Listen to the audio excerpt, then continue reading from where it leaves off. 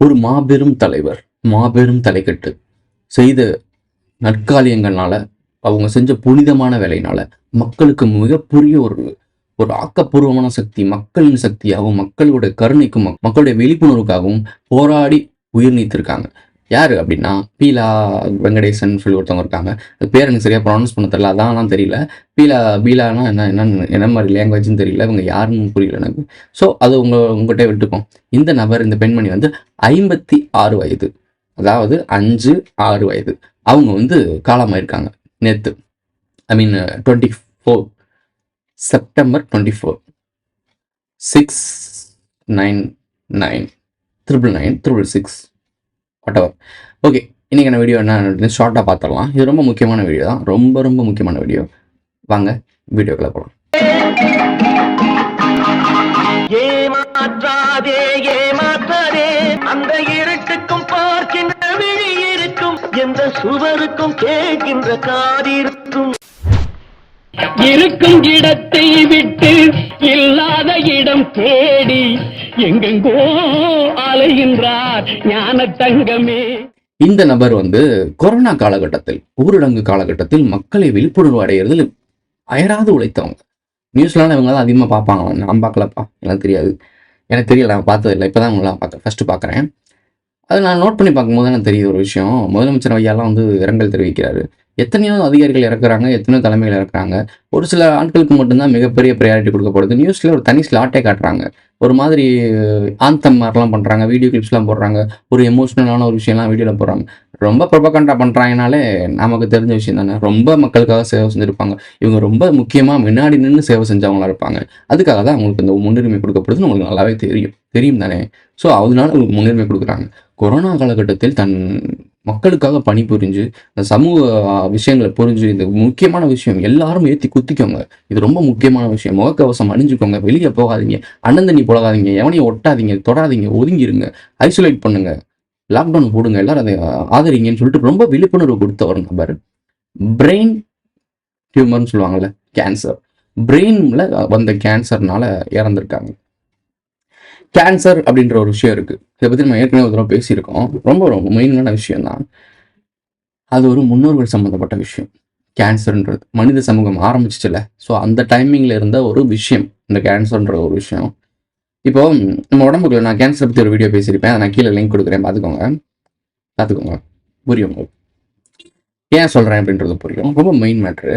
இந்த கேன்சர்ன்ற விஷயம் என்ன அப்படின்னா, இப்போ வருது அப்படின்னா, ஒரு இடத்துல ஒரு கேன்சர் வருதுன்னா அந்த கேன்சருக்கான விஷயங்கள் பெருகிக்கிட்டே இருக்கும், மல்டிபிள் ஆகிட்டே இருக்கும். அது ஒரு கட்டி மாதிரி இல்லை ஒரு புண்ணு மாதிரி அதிகமாகி அந்த இடத்துல ஒரு ரேஷஸ் மாதிரி உருவாகி ஒரு மாதிரி ப்ராப்ளம் கிரியேட் பண்ணி அந்த ஒரு லங்ஸாக இருக்கட்டும், பிரெயினாக இருக்கட்டும், இல்லை ஏதோ ஒரு இடத்துல அது இருக்குன்னா அது நோயாக மாதிரி உங்களை கொன்றுது, குணப்படுத்தவே முடியாது. நம்ம ஆள் ரஷ்யாலலாம் அதுக்கு மருந்து கண்டுபிடிச்சேன்னு சொல்லி பேசிட்டு இருக்காங்க, வாய்ப்பே கிடையாது. அது ஒரு சில சின்ன சின்ன மைன்யூட்டான விஷயத்த மாற்ற முடியும்.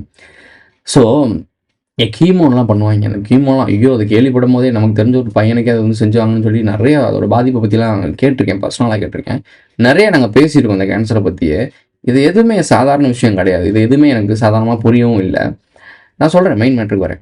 கேன்சர்ன்ற விஷயம் என்னென்னா, இப்போ நம்ம கூட ஒரு செல்ஸ் இருக்குது, நம்மளோட உயிர் செல்ஸ் இருக்குல்ல, ஒவ்வொரு செல்ஸும் மல்டிபிள் ஆகிட்டே இருக்குல்ல. இப்போ நம்ம உடம்புல நான் இருக்குல்ல, இந்த செல்ஸ்லாம் மல்டிபிள் ஆகிட்டு இருக்கனால தான் நான் எங்கேயோ லிவிங் திங்கில் இருக்கேன், அதாவது நான் வாழ்ந்துகிட்டு இருக்கேன். ஸோ இந்த செல்ஸ்லாம் மல்டிபிள் ஆகிறது என்னைக்கு நிற்கிதோ அன்னைக்கு நான் வயசாகி இறக்குறேன். இந்த கேன்சர் செல்லோட வேலை என்ன அப்படின்னா, மல்டிபிள் ஆகிக்கிட்டே இருக்கும், அதை நிப்பாட்டவே முடியாது. ஸோ மல்டிபிள் ஆகிட்டே இருக்கும். இந்த மார்க்கண்டையான்னு சொல்லுவாங்க, அழிவில்லாத மனிதன் சொல்லுவாங்க, இம்மார்டல் ரூலர்னு சொல்லுவாங்க. இவங்கெல்லாம் என்னென்ன அப்படின்னா, சாவே இல்லாத ஆட்கள். அப்படி எப்படின்னா, நம்மளுடைய செல்ஸ் இருக்குல்ல, இந்த மல்டிபிள் ஆகிட்டு இருக்குல்ல, அது ஒவ்வொரு நாளைக்கும் மல்டிபிள் ஆகிட்டே இருக்குது. அது மல்டிபிள் ஆகிறது என்னைக்கு நிற்கிதோ அன்னைக்கு நம்ம செத்துருவோம். ஏன்னா அது வயசாயிரும், தோல் சுருங்கிரும். ஏன்னா மல்டிபிள் ஆகும்போது தான் தேகம் வந்து புது பொலிவாகிட்டு ஒவ்வொரு நாளைக்கு நம்ம புது நகங்கள், புது முடிகள், புது ஸ்கின்லாம் வெளியே போயிட்டே இருக்குது. யூரின் மூலியமாக, தண்ணி மூலியமா, பாத்ரூம் மூலியமா, எல்லா மூலியமா வெளியே போயிட்டு இருக்கு, வேர்வைகள் மூலியமா வெளியே போயிட்டு இருக்கு. ஆனால் இது என்னைக்கு நிற்கிது அப்படின்னா, அது நல்ல பிரச்சனை ஆரம்பிக்கும். தோல் சுருக்கம், முகம், கால்களி, கை வலி, நடக்க முடியாமை, இதெல்லாம் நடக்குது இல்லை. ஸோ அந்த உற்பத்தி குறையும் போது நாம் டெத் ஆகிடுறோம். இந்த கேன்சர் செல்லோட மெயின் ரீசன் என்னன்னா, உற்பத்தி அதிகமாகறனால டெத்துக்கு போயிடுறோம். இது ரெண்டுக்கு ஒரு விஷயம் சிமிலராக கனெக்ஷன் நான் சொல்லவா? இதே செல்ஸ், இந்த உயிர் செல்ஸ் இருக்குல்ல, இது மல்டிபிள் ஆகிட்டே இருக்குது, அது நிற்கவே இல்லை அப்படின்னா உன்னால் நீடுடி வாழ முடியும் தானே? ஆமாவா இல்லையா? ஸோ தேக பொலிவோடு இளமையோடு என்றென்றும் இளமை மார்க்கண்டேயன் அதெல்லாம் வாழ முடியும்ல? ஆமா தானே? இப்படி வாழ்ந்தவங்க யாரு? பண்டைய மனிதர்கள். அவங்க கூட இருந்த ஒரு விஷயம் அதை ரீக்ரியேட் பண்ண ட்ரை பண்ணி இல்லை அதோட பின் விளைவுகள் கேன்சரா மாறிட்டு இருக்கு. இது உடம்பு முழுக்க இருக்க செல்ஸ் எல்லாம் மல்டிபிள் ஆகிட்டே இருந்துச்சு. ரொம்ப காலம் வாழ்ந்தாங்க. இதை நீங்க கலியுகம், சத்தியுகம், திரேதாயுகம், துவாபரம்லாம் சொல்லுவாங்க. சத்தியுகம்ன்றதுல மனிதருடைய ஆயுள் காலங்களை போய் கால்குலேட் பண்ணுங்க. சரிப்பார் ஆயுள் காலங்களை கால்குலேட் பண்ணிப்பாரு. கணக்கில் இடங்காத ஒரு 10,000 வருஷம் வச்சுக்கோங்களேன். ஒரு 10,000 வருஷம் ஒரு மனுஷன் வாழ்வான். எப்படி வாழ முடிஞ்சு? அப்புறம் திரேதாயுகத்துல கொஞ்சம் குறையும், துவாபரத்துல கொஞ்சம் குறையும், கலியுகத்துல 100, 60. இப்பெல்லாம் 60 கம்மி. ஸோ 60 வருஷம் தான் வாழ முடியுது. எப்படி இது குறையுது? இப்போ 10,000 சத்தியுகத்துல 10,000 ஆண்டுகள் வாழ்ந்திருக்காங்க. அப்போ அவங்களுக்கு அந்த ஜெனட்டிக் செல்ஸ்லாம் மல்டிபிள் ஆகிட்டே இருக்கு. அது நிற்காம இருந்திருக்கு. கரெக்டா? ஸோ அப்போ திரேதாயுகத்துல சத்தியுகத்துல ஒவ்வொருத்தரும் இந்த மாதிரி நடந்திருக்கு. என்வாரன்மெண்ட் சேஞ்ச் ஆயிருக்கு. அதாவது காலநிலை மாற்றம் மாறலை, மாற்றப்பட்டிருக்கு. இந்த யுகங்கள்லாம் உருவாக்கியிருக்காங்க. ஸோ இப்போ கலியுகம்ன்றது எப்படி இருக்கு? Modern technology, modern science, modern medicine. 10,000 ஆண்டுகளுக்கு முன்னாடி எப்படி இருந்துச்சு? இதெல்லாம் இருந்துச்சா? அப்புறம் இப்படி அத்தனை ஆண்டுகள் உயிரோட வந்திருப்பாங்க. காலக்கெடுகள் எப்படி அவ்வளோ தூரம் இருக்கும்? நான் புராணத்தை பேஸ் பண்ணியே சொல்கிறேன். ஏன்னா அதானே சொல்லணும். அப்போ தான் அவால்ஸ்க்கு புரியும். ஸோ புராணங்கள் அதெல்லாம் சொல்லப்பட்டிருக்கு. ஓகே, அவங்க அப்போ மல்டிபிள் ஆயிருக்கு. இது காலகட்டத்துக்கு அப்புறம் ஒவ்வொரு இடத்துலையும் மெடிசன்ஸ், ஃபுட் ஐட்டம் இதெல்லாம் மாற்றி மாற்றி நீ கொண்டு வந்து அந்த மல்டிபிள் ஆகுற பொட்டென்ஷியல் மனிதர்களுக்கு இருந்திருக்கு. இம்மார்டல் பொட்டென்ஷியல் இருந்திருக்கு. சாகவே மாட்டாங்கன்னு சொல்லிட்டு தானே ஒரு பானை மாதிரி வச்சு வயசானவங்களை அப்படியே உள்ள போட்டுருவாங்க. செத்தே போய் தெரிய மாட்டானு பானை வச்சு போதீங்கன்னு சொல்லுவாங்க. தெரியும் தானே உங்களுக்கு? தமிழ் தேசிய கூட்டத்துக்கு தெரியும்ல. ஸோ அதுக்காக சொல்கிறேன். இப்போ இவ்வளோ விஷயம் போயிட்டு இருக்கு. இப்போ இந்த காலகட்டத்தில் நம்ம வாழ்கிற என்வரான்மெண்ட்லாம் ஃபுட் ஐட்டம்ஸ், டேப்லெட்ஸ்லாம் எடுக்காமல் வாழவே முடியாது. நம்மளுடைய வாழ்க்கை எக்ஸ்பெண்ட் ஆகிட்டு இருக்கா? குறைஞ்சிருச்சா? சுருங்கி இருக்குல்ல? 10,000 ஆண்டுகள் வாழ்ந்தது எப்படி? 100 ஆண்டுகள் வாழ்றதே கஷ்டமாக வாழ்றது எப்படி?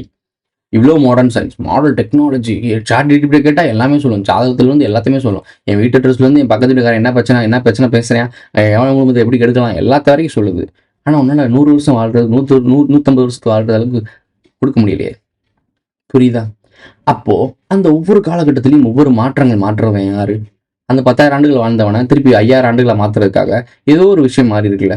அப்போது ஜெனட்டிக்கலி நம்மளுடைய செல்ஸ்லாம் மல்டிபிள் ஆகிட்டே இருந்திருக்கத அதை மாற்றுறதுக்கு ஒரு ஜெனட்டிக் இன்ஜினியரிங் மூலயமா, ஏதோ ஒரு ஃபுட் மூலியமாவோ, ஏதோ ஒரு வேக்சின் மூலியமாவோ, சாரி அப்படி சொல்லக்கூடாது, ஏதோ ஒரு குத்தூசி மூலியமாவோ, ஏதோ ஒரு இளவு மூலியமாவோ, காற்று மூலியமாவோ, என்வரான்மெண்ட் மூலியமாவோ பண்ணியிருக்கான். பண்ணி அதை குறைக்கிறதுக்கு கம்ப்ரஸ் பண்ணியிருக்கான். அப்போது அது ஒரு கோளாறு, அதாவது ஒழுங்காக ஓடிக்கிட்டு இருக்க ஒரு மிஷினை நம்ம ஏதாவது ஒன்று கோளாறு பண்ணி விட்டோம்னா குண்டாங்குறையாக ஓடும் தானே. ஸோ அந்த மாதிரி ஓடும் போது வரக்கூடிய பின் விளைவு அப்படின்னு சொல்லுவாங்கல்ல, அதுதான் கேன்சர். உடம்பு முழுக்க இருக்கக்கூடிய செல்ஸ்லாம் மல்டிபிள் ஆகுறத எங்கேயோ ஒரு காலகட்டத்தில் நிப்பாட்டப்பட்டு அது கோளாறு மாதிரி அது ஒழுங்காக இயங்கிக்கிட்டு இருந்த மனிதர்களுடைய இயந்திரம் தவறாக செயல்பட ஆரம்பித்தோடனே அது நமக்கு நோயாக மாறுது. வரமாக இருந்தது சாபமாக மாறிச்சு. இதைத்தான் நான் கேன்சரை பற்றி நான் வீடியோ போட்டிருப்பேன். இது எல்லாமே மித்து. என்னோட தனிப்பட்ட கருத்து கான்ஸ்பிரசி தியரி. நான் ஒரு ஸ்கிரிப்ட் எழுதிட்டுருக்கேன். ஸோ அந்த ஸ்கிரிப்டுக்கு படத்துக்கான கதை நிஜம் கிடையாது இது. ஸோ அதுக்காக சொல்கிறேன். வந்துடுவாங்க தூக்கிட்டு கழுத்தில் மாட்டிக்கிட்டு எல்லா கலர் கோட்டை போட்டு ஓடி வந்துடுவாங்க. ஸோ அதுக்காக சொல்கிறேன். நமக்கு கதை படம் கற்பனையில் என்ன வேணா பண்ணலாம்ல. ஸோ என்னோட கற்பனை, நான் ஒரு கான்ஸ்பிரசி தியரிஸ்ட். ஸோ டிஸ்கிளைமர் போட்டுருக்கணும். இப்போ இந்த நபர் ஒருத்தங்க இறந்தாங்கல்ல, பிரெயின் டியூமர் கேன்சர்னு வச்சுக்கோம், அப்படிதான் போட்டிருக்கு. கேன்சர்னு போட்டிருக்காங்க. இவங்க மக்களுக்காக சேவை செஞ்சவங்க. கோவிட்ல மூலியமா என்ன சேவை செஞ்சிருப்பாங்கன்னு தெரியும். இப்போ இந்த நம்பர் கணக்குப்படி 56 வயதில் காலமாக இருக்காங்க. ஆழ்ந்த இரங்கல் தெரிவிச்சுக்கிறோம்.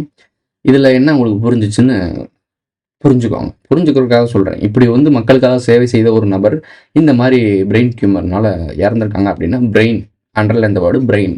ஸோ பிரெயின் டியூமர்னால இறந்துருக்காங்க. முன்னோர்கள்லாம் எது மூலியமாக வருவாங்க? சாமி ஆடி வரமெல்லாம் மூளை மூலியமாக வருவாங்க.